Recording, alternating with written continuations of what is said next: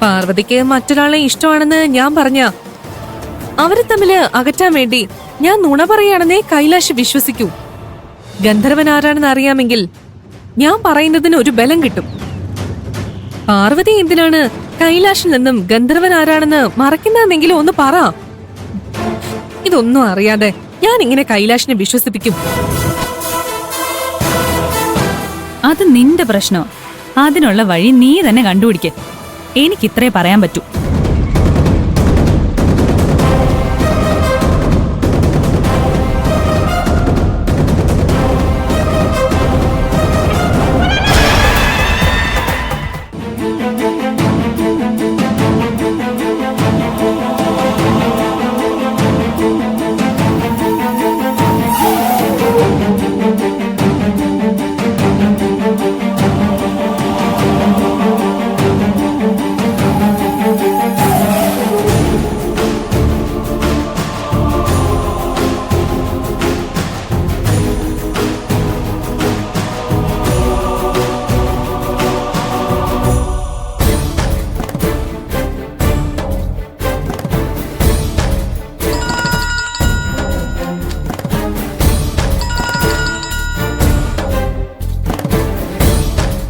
സീതാമ്മ പറയൂ.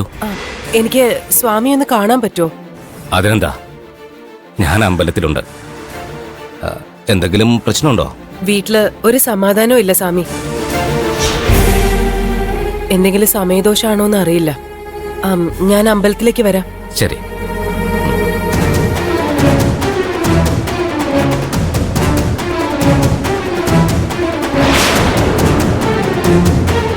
നിങ്ങളെന്താ ഒറ്റയ്ക്ക് വന്നേ? കൈലാഷ് എവിടെ? ഇപ്പൊ എന്തിനാ അന്വേഷിക്കുന്നത്? അവനോട് വീട് വിട്ട് ഇറങ്ങിപ്പോകാൻ പറഞ്ഞത് നീയല്ലേ? നീ അതിന് ഒരുപാട് പശ്ചാത്തപിക്കുമെന്ന് ഞാൻ അപ്പോഴേ പറഞ്ഞ. അവന്റെ അടുത്ത് വാശി കാണിച്ചിട്ട് ഒരു കാര്യമില്ല. വാശി അവനുമുണ്ട്. അവൻ ഈ വീട്ടിലേക്ക് വരില്ലെന്ന് ഉറപ്പിച്ചു പറഞ്ഞു. കൈലാഷ് എന്റെ കൈവിട്ടു പോയി സീതേ. നിന്റെ അനാവശ്യമായ ദേഷ്യവും വാശിയുമാണ് കൈലാഷിനെ വാർഡന്റെ അടുത്തെത്തിച്ചത്. ഇതെല്ലാം നീ എപ്പോഴാണോ മനസ്സിലാക്കാൻ പോകുന്നത്? നിന്റെ വാശിയും വൈരാഗ്യവും മാറ്റിവെച്ചിട്ട് കൈലാഷിന് നല്ലൊരു മമ്മിയാകാൻ ശ്രമിക്കും. അപ്പോ ഈ വീട്ടിൽ സമാധാനം ഉണ്ടാവും. അല്ലാതെ ഇങ്ങനെ മനസ്സിൽ സൂക്ഷിച്ച് എത്ര അമ്പലങ്ങൾ കയറി ഇറങ്ങിയിട്ടോ പരിഹാരങ്ങൾ ചെയ്തിട്ടോ കാര്യമില്ല.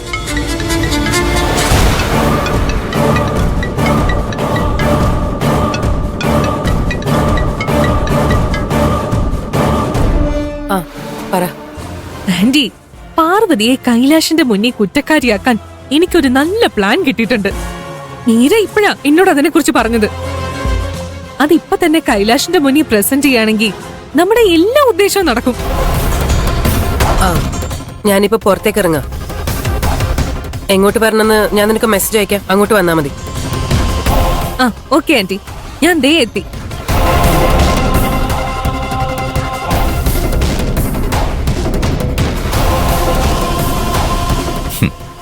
ഇപ്പോഴും നിനക്ക് നന്നാവാനുള്ള ഉദ്ദേശമില്ലല്ലേ?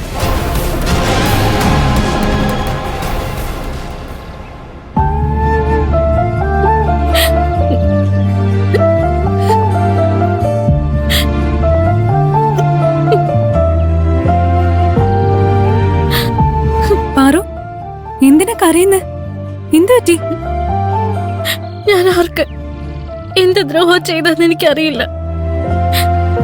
എനിക്ക് മാത്രം എന്താ ഇങ്ങനെയൊക്കെ നടക്കുന്നത്?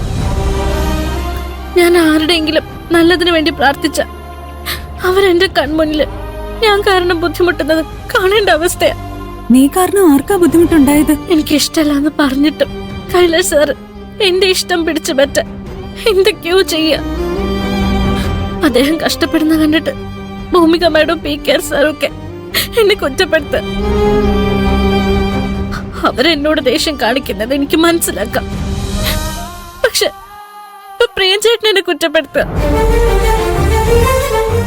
ഗന്ധർവനായി എന്റെ ജീവിതത്തിലേക്ക് വന്നതാ.